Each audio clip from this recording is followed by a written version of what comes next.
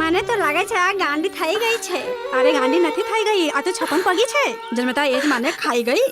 સાસરે આવને ધનીને જેલમાં પુરાવ્યો. બાપથી દુઃખ ન દેખાયું તો બાપ પણ મરી ગયો. એ પોતે મરી ગઈ હોત તો સારું હતું.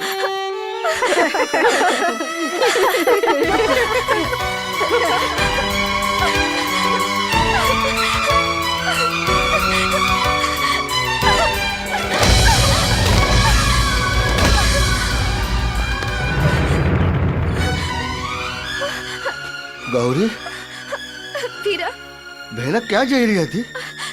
મને જવા દે વીરા, મને જવા દે. જગતના વેણ હવે જીરવાતા નથી અને વાલમની યાદ કાળજું બારે છે. જગતની જીભ આગ ઓગે છે. હવે તો એક જ માર્ગ છે, મોત. મરવાથી તારો આત્મા ભટકશે. મરવાનો પાપ છે ગાંડી. તો હું કયા પાપની સજા ભોગવી રહી છું મારા વીરા? બેલા, તારા આંખના એક એક આંસુની કિંમત હું જાણું છું. તારો પતિ નિર્દોષ છે. દુનિયાની કોઈ પણ અદાલત એને સજા નહીં આપી શકે. સજા તો હું ભોગવી રહી છું ભાઈ. સુહાગની ચુંદડી ઓઢીને 100 સપના સેવ્યા હતા અને આજે એ સપના વેરન છેરન થઈ ગયા ભાઈ. તું ચિંતા ના કર, હવે તારો ભાઈ આવી ગયો છે.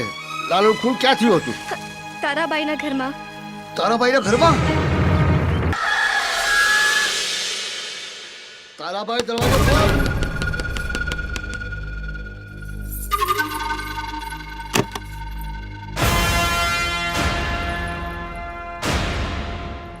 બોલ, સુખીલાલનું ખૂન કોને કરેલું? ખૂન કરનારો તો પકડાઈ ગયો છે. જે પકડાયો છે એ સાચું ખૂની નથી, કારણ કે તે પોલીસ સ્ટેશનમાં પોતે બયાન આપેલું છે. મેં મારી નજરે ખૂનીને જોયો છે. અગર શંકર ખૂની હોત તો સ્વાગરાત મનાવવા ઘરે ના જાત. બોલ, નહીં તો આ બંદૂક તારી સગી નહીં થાય અને મને ખૂન કરતા વાર નહીં લાગે. બોલ, ખૂન કોને કર્યું છે? તે દિવસે લાલો ઘરેણા લઈને આવ્યો હતો અને એની પાછળ શિવરાજ આવ્યો અને બંનેમાં ખીચાતાની થઈ અને પછી શિવરાજી દુપટ્ટો એના ગળામાં નાખી એનું ખૂન કરી નાખ્યું અને મને કહ્યું, જો તું કોઈને કહીશ તો તારું પણ ખૂન કરી નાખીશ. ઓ, સગા ભાઈએ ભાઈને ફસાવ્યો છે. બોલ, શિવરાજ ક્યાં છે? પોપટના હાથથી આજ સુધી કોઈ બચ્યું નથી. ભાગીને જશે તો ક્યાં જશે? એક ને એક દિવસે તો પોલીસના હાથમાં ઝડપાશે.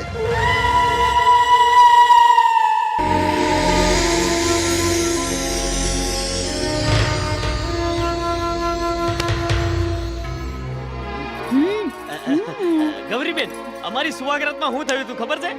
સુવાગરાતમાં આમ તો છોકરી તૈયાર થઈને બેઠી હોય ખાટલામાં, પણ અહીં તો મારે બેહવું પડ્યું. આ જેવો દૂધનો ગ્લાસ લઈને આવી અને ખાટલામાં બેહી કે ખાટલાના ચારે પાયા અંદર અને અમે બે નીચે. અમાર તો નીચે નીચે સુવાગરાત કરવી પડી. બોલો. હવે એ બધું છોડ, પણ એક વાત કહું, મારા કાકાનો એવો મોટો ધંધો હા. કે બધા લોકોને નીચે જવું પડે. એમ? બોલો. એવો કયો ધંધો છે? અલ્યા ભાઈ, બે તાળી. હું જાણું છું કે તમે મને હસાવવાની કોશિશ કરી રહ્યા છો, પણ મારું હાસ્ય તો હવાલાતમાં બંધ.